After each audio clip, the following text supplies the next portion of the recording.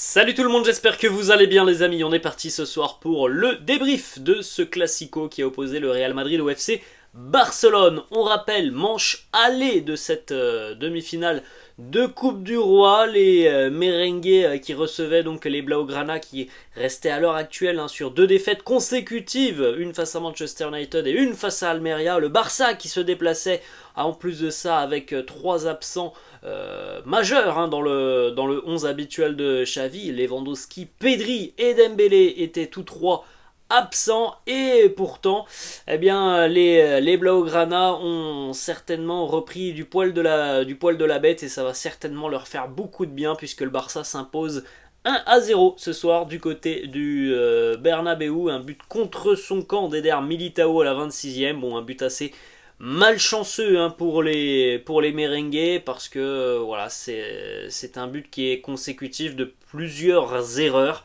la touche, la passe en retrait d'Eduardo Camavinga, puis après c'est de la malchance tout simplement en ce qui concerne Militao et Nacho qui lui aussi essaye d'enlever ce ballon.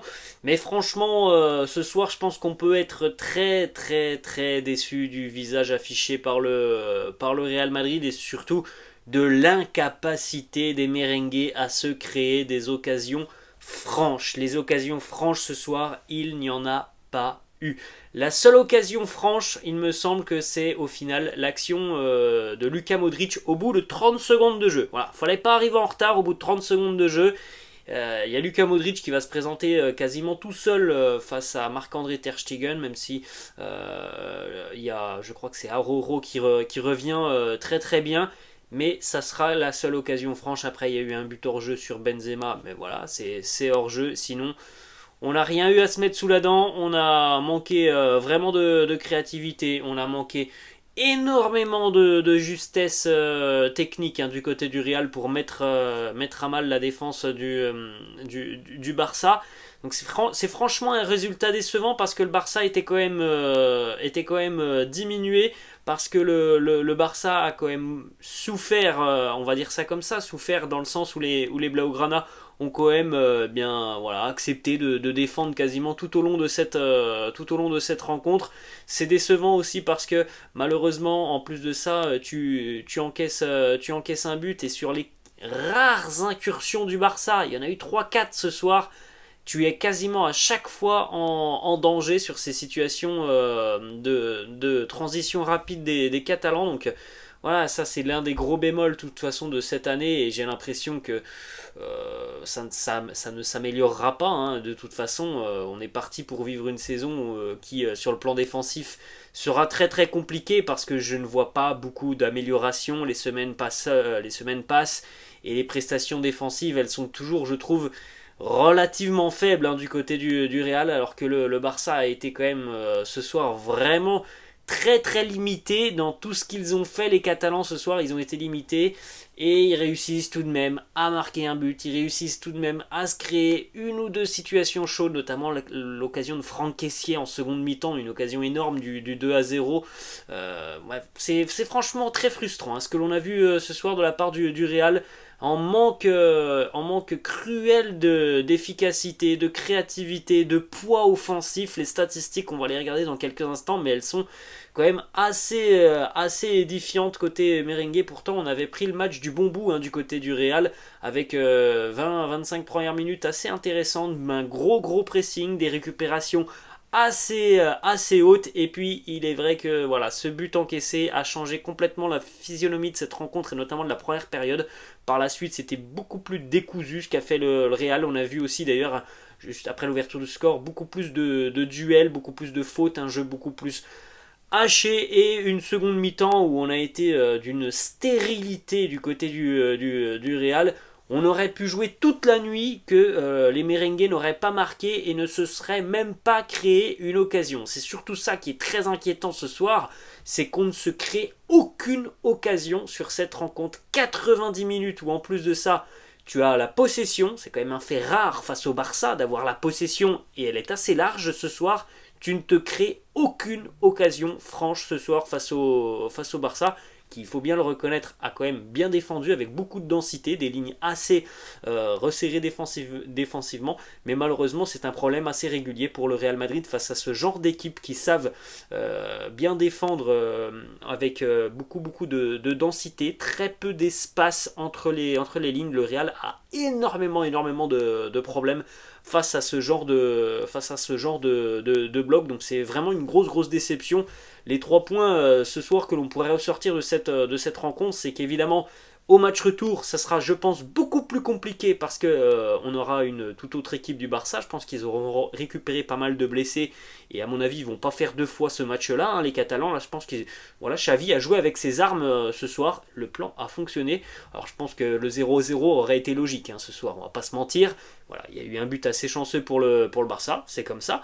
Donc, je pense que ça va être assez compliqué d'aller jouer du côté du Camp Nou parce que les Catalans, à mon avis, vont tout simplement être revigorés avec les retours de Lewandowski notamment qui a beaucoup manqué au Barça.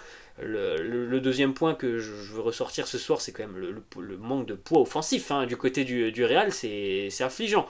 J'ai pas été voir les statistiques de Opta, je pense qu'on les aura très rapidement, mais le Real qui ne cadre aucun tir à domicile lors d'un Classico, je pense que c'est pas arrivé très souvent. Et le troisième point que je voulais ressortir ce soir, c'est malheureusement les choix de Carlo Ancelotti que j'ai trouvé un petit peu trop passifs sur la seconde mi-temps. Je pense qu'il fallait injecter du sang neuf peut-être un petit peu plus rapidement que ce qui a été fait en seconde mi-temps par Carlo Ancelotti. Vous avez juste à côté de moi, les amis, la timeline de cette rencontre.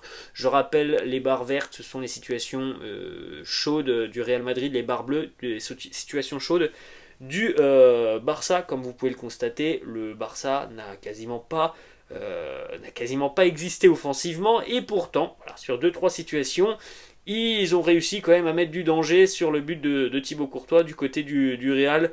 Vous pouvez le constater, la première mi-temps a été quand même très timide en ce qui concerne les occasions. En seconde mi-temps, un petit peu plus de pression, mais ça n'a pas engendré d'occasion franche pour le Real Madrid. Les stats, juste à côté de moi, c'est ça qui est quand même assez dingue. Ça, ce sont des stats que je pense on ne reverra que très peu. 64% de possession pour le Real face au Barça. C'est un chiffre quand même assez dingue. Le Barça avec seulement 36% de possession, c'est vraiment des statistiques que l'on ne voit quasiment jamais. 11 tirs pour le Real, 4 pour le Barça, 2 tirs cadrés. Regardez la stat qui est quand même assez folle. Côté Real, 11 tirs, 0 cadré. C'est là vraiment que le bas blesse pour les merengues ce soir.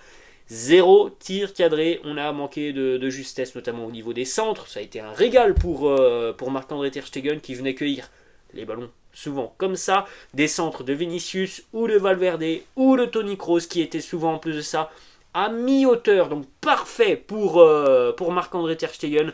Un manque de poids dans la surface de réparation, c'est lié aussi à Karim qui franchement a été moyen, vraiment, voire même moins bien que moyen ce soir. Vinicius qui n'a pas fait de différence, qui a été très bien cadenassé par Ronald Araujo et souvent par une prise à 2, voire même à 3. On n'a pas beaucoup tiré de loin alors que l'on sait que c'est une arme aussi du côté du Real. On n'a quasiment pas vu une frappe de loin ce soir.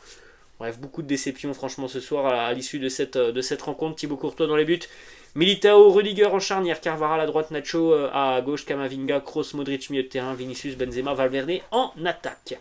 On démarre avec Thibaut Courtois. Bon, très peu de choses à faire pour Thibaut Courtois malheureusement sur l'une de ces rares situations. Il va aller chercher le ballon au fond des filets.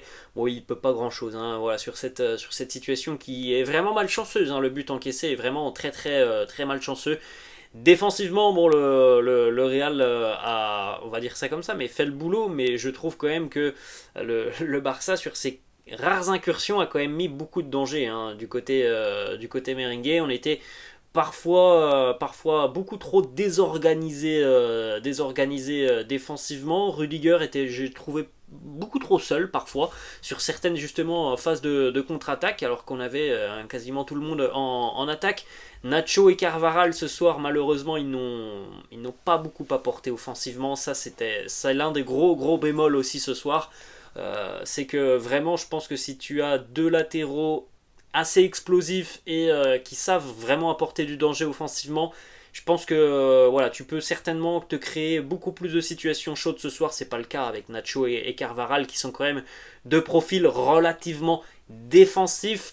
Ils font le job défensivement, même si bon Nacho parfois était un petit peu en difficulté ce soir, mais c'est vrai qu'offensivement ça manque quand même de poids, ça manque de justesse, ça manque de combinaison offensive avec les ailiers pour Nacho et Carvajal. En ce qui concerne les milieux de terrain, j'ai trouvé Kroos assez moyen aujourd'hui, peu juste dans son jeu, très peu de choix qui ont impacté tout simplement et qui ont amené vers une situation offensive. Camavinga est fautif sur le premier but, oui, mais la touche qu'on lui donne, elle ne doit jamais être donnée à Camavinga qui est dos au jeu, le pressing il est là, il est à 3-4 mètres, donc c'est malheureux pour Kama parce que je trouve que vraiment dans l'ensemble, il fait quand même un match très sérieux. C'est vrai que sur la seconde mi-temps, il y a eu encore une fois quelques pertes de balles, mais si on regarde les stats, hein, il me semble que Kama est le milieu de terrain qui perd le moins de ballons ce soir. Il a eu des récupérations intéressantes sur les 25-30 premières minutes.